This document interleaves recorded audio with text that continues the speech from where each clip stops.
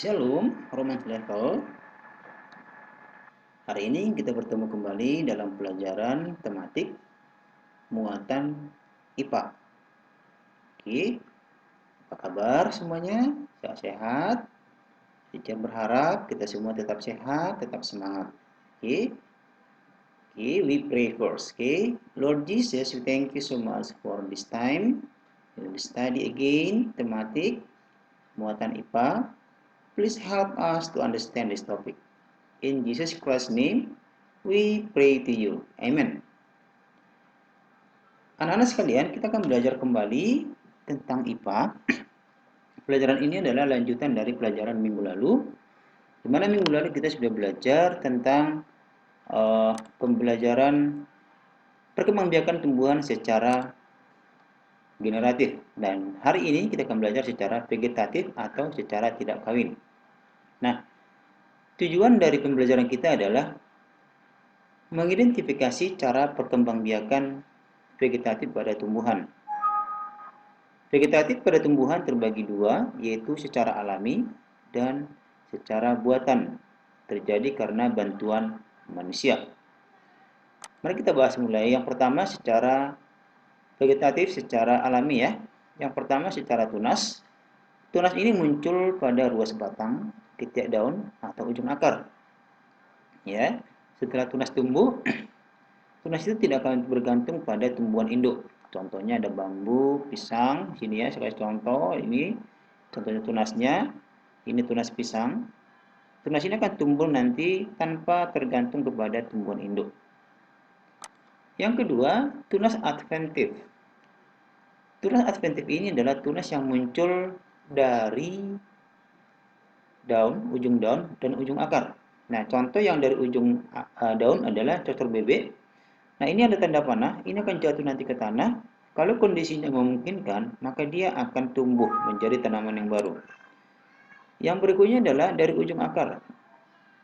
Contohnya itu pohon cemara dan kesemek. Ini sebagai contoh, ini akar ini dari sini muncul tunas yang baru. Ya.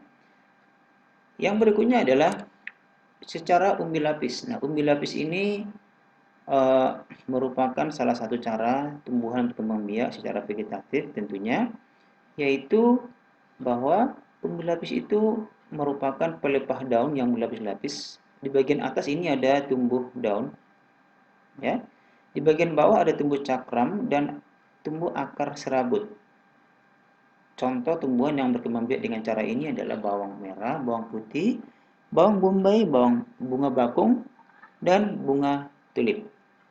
Oke, lanjut. Secara vegetatif yang lain adalah umbi batang. Nah, umbi batang ini merupakan batang yang tumbuh di dalam tanah dan ujungnya menggelembung menjadi umbi yang berisi cadangan makanan. Nah, ini bisa kita konsumsi, kentang contohnya, dan talas. Talas ini merupakan salah satu makanan yang dianjurkan untuk orang yang menderita penyakit gula. Karena umbi talas ini tidak bahkan memiliki gula yang sangat sedikit.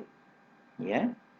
Contohnya ini ada kentang, ubi talas, ubi jalar. Kalau ubi jalar biasanya manis rasanya ya. Oke. Kita lanjut. Yang berikutnya adalah umbi akar. Nah, umbi akar merupakan akar yang membesar dan berisi cadangan makanan. Nah, contohnya ada wortel, bunga dahlia, bengkoang. Ini bengkoang, ini kadang dibuat ini jadi campuran untuk bikin rujak ya. Ini singkong atau ketela atau ubi kayu bahasa kita ya. Ini contoh lobak ya. Oke. Ini bunga dahlia. Oke. Selanjutnya yaitu akar tinggal atau rizoma atau rimpang, itu bahasa yang lain ya, bahasa sainsnya. Nah, akar ini merupakan akar yang tumbuh dari batang yang menjalar di dalam tanah ya, garis bawahi di dalam tanah ini, di dalam tanah. Oke, akar rizoma memiliki ciri-ciri seperti akar berbuku-buku dan mempunyai tunas. Nah, jadi dari ujungnya itu nanti akan muncul tunas yang baru. Mungkin kamu pilih salah satu dari tumbuhan ini menjadi proyekmu ya. Itu lengkuas, kunyit, jahe, kencur, temulawak ya. Lanjut, geragih atau stolon. Oke. Geragih atau stolon adalah batang yang tumbuh merambat secara mendatar di permukaan tanah. Perhatikan kata kuncinya di permukaan tanah, ya. Lihat contohnya di sini, ini adalah di atas tanah, di permukaan ya, dekat ke tanah gitu. Bagian batang itu memiliki mata tunas. Nah, setiap ruas. Jadi mata tunas itu akan muncul nanti akar yang baru ketika bersentuhan dengan tanah, maka akan terbentuk tanaman yang baru. Contohnya stroberi, arbi, rumput teki, pegagan, antanam. Oke, lanjut. Secara spora. Nah, spora ini merupakan uh, cara berkembang biak dari tanaman tertentu. Spora ini seperti serbuk, berukuran sangat kecil, terdapat di bagian bawah daun biasanya ya. Ini yang agak gelap-gelap warnanya merupakan spora-spora dari tumbuhan paku. Contoh tanaman yang berkembang biak dengan spora ada jenis paku-pakuan ya, bukan paku yang dipakai tukang ya, beda. Ini tanaman namanya. Itu suplir. Ini suplir ya, paku suplir. Pakis haji, tidak saya ada contohnya di sini. Paku tanduk rusa. Nah, ini biasanya tumbuh di batang pohon besar. Bisa juga tumbuh di tembok-tembok yang sudah tua, nggak terurus bisa. Ya. Sekarang kita lanjut ke vegetatif buatan. Nah, vegetatif buatan ini merupakan salah satu cara untuk mendapatkan bibit unggul, memperbanyak jenis atau varietas, mendapatkan hasil panen yang lebih banyak. Nah, cara ini tentu ditandai dengan terlibatnya manusia. Ya, cara secara alam, secara buatan manusia adalah kita lihat yang pertama mencangkok. Masih ingat waktu kita kelas 3 dan kelas 4 kita field trip ke kebun jambu marina? Di sana kalian sudah mempraktekkan cara mencangkok jambu biji. Masih ada yang ingat? Tentu sekali.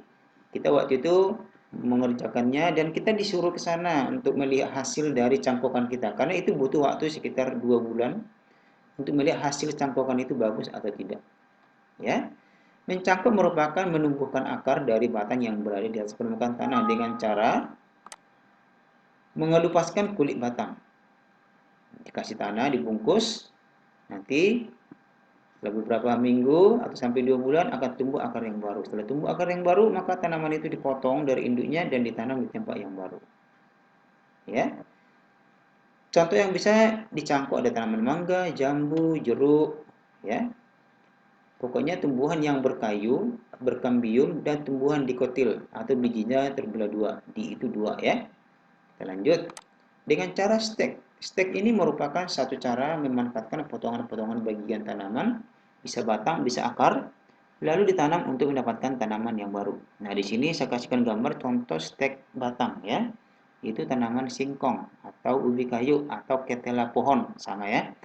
Itu batangnya dipotong-potong, ditancapkan ke tanah, akan muncul akar dan tunas atau daun. Akar ini nanti akan membesar menjadi ubi singkong yang bisa kita konsumsi. Ya. Lanjut. Yang berikutnya adalah dengan cara menyambung atau kopulasi atau mengenten. Ya. Cara ini adalah menggabungkan batang bawah dan batang atas dari dua tanaman tumbuhan yang sejenis. Ya. Bertujuan untuk menggabungkan dua sifat unggul dari dua tumbuhan tersebut. Ya, ini beberapa contoh. Ini tanaman yang pertama, ini tanaman yang tertancap ke tanah. Ya, diikat seperti ini akan yang diikatkan ini akan tumbuh seperti semula. Nah, ini cara yang berbeda dengan cara memotong miring batangnya ya.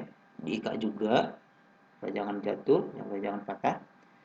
Akan menghasilkan nanti sifat-sifat unggul dari kedua jenis tanaman tersebut.